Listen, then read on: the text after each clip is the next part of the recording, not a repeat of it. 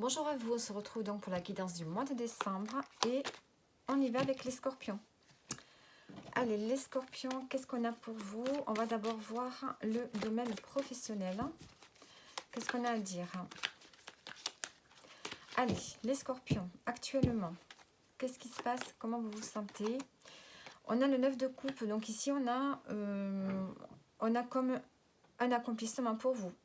Il y a une forme de bien-être. C'est comme s'il y a des vœux qui se réalisent. Vous vous sentez bien là où vous êtes.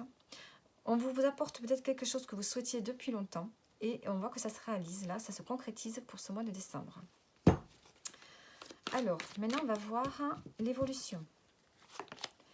On a le chariot, donc là on se met en avant. On peut parler d'un changement de poste. On peut parler d'une mutation, d'un changement d'établissement. Mais aussi, voilà, une détermination à aller au bout de quelque chose, au bout d'un projet. On peut parler d'une victoire aussi. Hein, on a le 9 de coupe, le chariot, donc il y a un souhait qui se réalise pour vous. Et vous êtes dans l'action, en route pour le changement. Alors, l'événement. L'événement, on a l'ermite. Hop, tout d'un coup, on se pose là. Après le chariot, on a l'ermite. Donc là, on prend du recul. Peut-être que tout va trop vite et on réfléchit. Hein, on réfléchit sur cet objectif ici. Hein. Il y a vraiment après ce moment d'énergie où vous avez décidé d'être déterminé à réussir quelque chose, on voit que vous réfléchissez. Hein. Vous avez besoin de temps pour vous, de ralentir le rythme et de réfléchir. Et le résultat, on a l'impératrice. Donc là, on voit que vous vous lancez dans un projet. On voit que vous entrez dans vous revenez à la communication. Hein, et vous établissez des projets. Hein, des projets concrets. Hein, il y a une forte intuition, une forte envie de réaliser quelque chose. De partage. Alors, sur le 9 d'amour, qu'est-ce qu'on a? On a le serpent, mince alors. Alors le serpent ici, je dirais plutôt qu'il me parle d'une forme de mue, hein, de transformation. Hein, il y a une transformation qui s'est faite et on est dans un accomplissement ici. Et on donne à la cigogne. Donc on a un changement qui s'opère. Alors le chariot, on se met en avant. Ah ben, vous avez que des cartes de... On se met en avant, on avance et on fait le ménage ici. Hein. On se débarrasse de tout ce qui vous perturbe, de tout ce qui vous déstabilise ici. Et sur l'impératrice, qu'est-ce qu'on a? On a l'homme. Donc ici, on peut me parler d'une énergie d'action, l'énergie masculine. On pouvait avoir un homme aussi qui est là pour vous. Hein. Et on a l'encre. Donc ici, on voit qu'on se met en action pour concrétiser quelque chose, pour trouver une stabilité, peut-être financière aussi. Hein. On avance pour sa prospérité.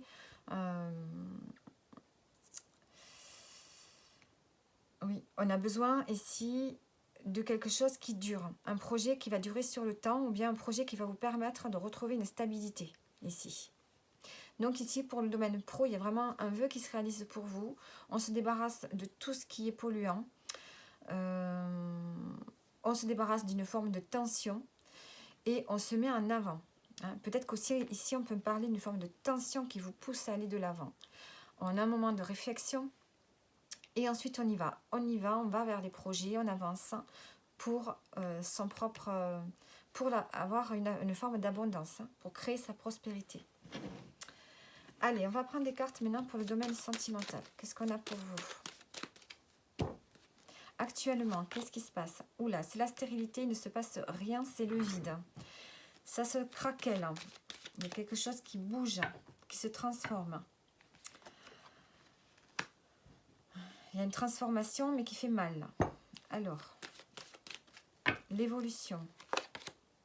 On a le consultant ou la consultante.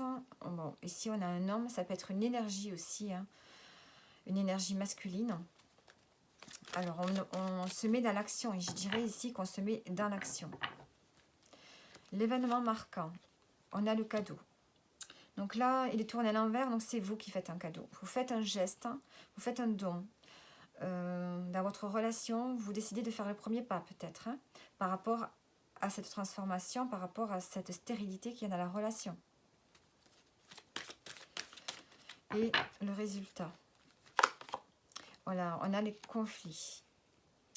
On a peut-être des tensions intérieures, des dualités. Hein. C'est blanc ou noir. On a des conflits. Alors, en dos, on a le serpent. On a une transformation qui se fait là. On va mettre des précisions.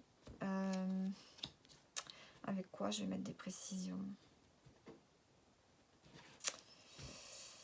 Bon, je vais mettre des précisions avec celui-ci.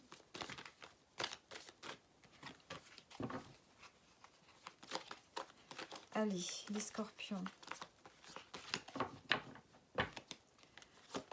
On a la stérilité sur l'évolution.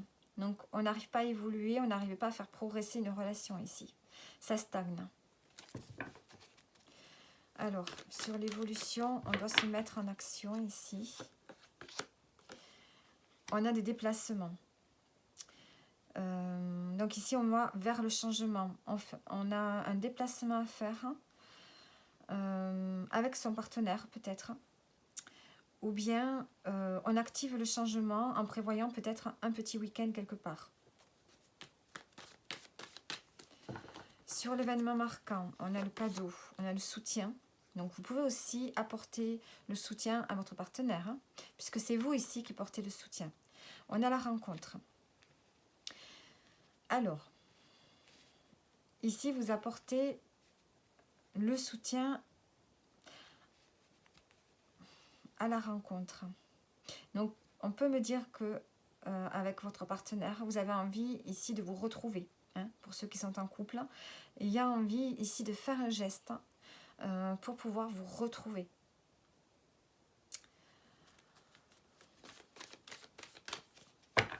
Alors, et les tensions, le temps est compté. Alors, le résultat, bon, on a des tensions. Et il va falloir peut-être faire, voilà, donc pas que ça dure, hein, parce que ça pourrait effectivement détruire votre relation, mais définitivement ici. Le temps est compté dans cette union. Hein, le temps est compté dans cette union. On parle d'un projet.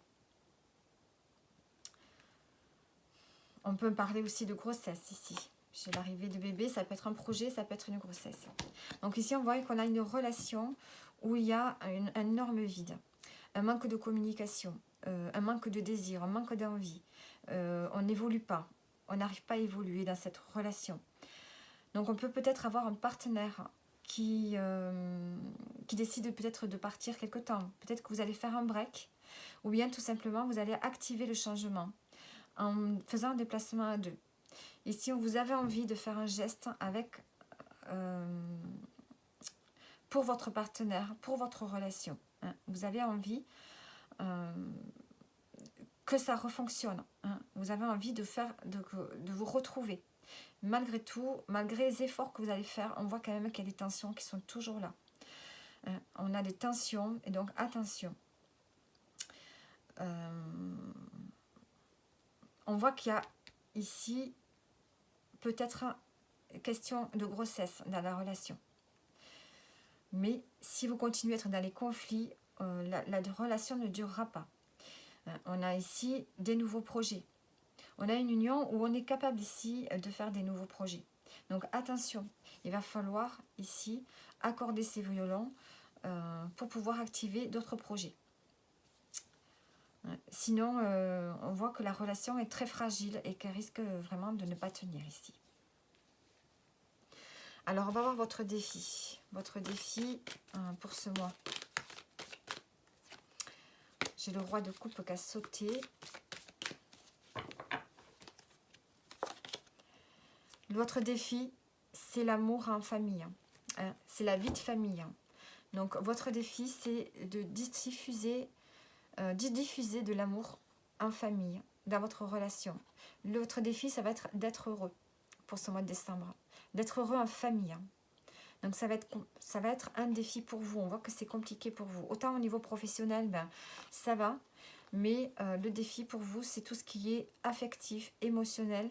Il va falloir essayer de retrouver une harmonie au niveau émotionnel pour pouvoir que les choses s'arrangent ici. Alors maintenant, on va voir avec le livre d'Anna Laferschild le chiffre qui va vous accompagner pour ce mois de décembre. Alors, on a, donc là ça a l'air très long, le 7. Le 7 représente la sagesse universelle. Il vous rappelle que tout dans la vie se déroule selon un principe directeur supérieur, en dépit de notre capacité à lui donner un nom ou un sens. Alors, qu'est-ce que je peux vous dire d'autre? Donc j'étais tombée sur cette page, donc je vais voir. Nous pouvons apprendre à faire confiance étape par étape, en choisissant de prendre quotidiennement des petits risques qui nous poussent au-delà de notre zone de confort, sans nous submerger de peur et d'anxiété, au point de nous refermer ou nous éloigner complètement.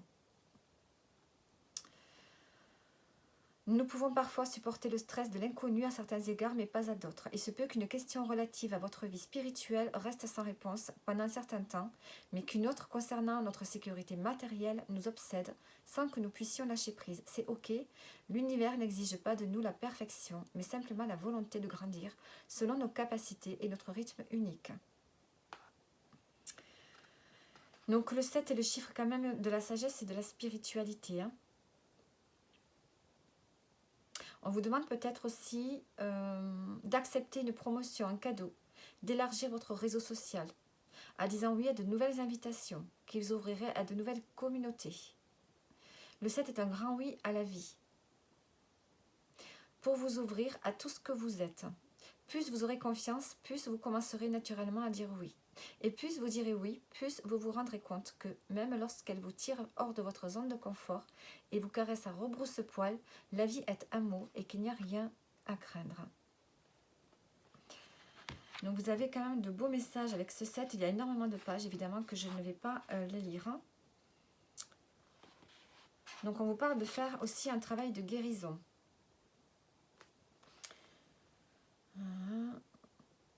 La vie vous présentera sans aucun doute des épreuves et vous gagnerez des érafures au fur et à mesure que nous grandissons. Et vous gagnerez des érafures au fur et à mesure que nous grandirons. Peu importe à quel point nous sommes alignés, mais elle le fera toujours de manière utile. Donc voilà les messages que j'ai pour vous, les scorpions. J'espère que le tirage vous a parlé. N'hésitez pas à regarder votre ascendant peut-être pour avoir plus de messages. Et je vous dis à bientôt.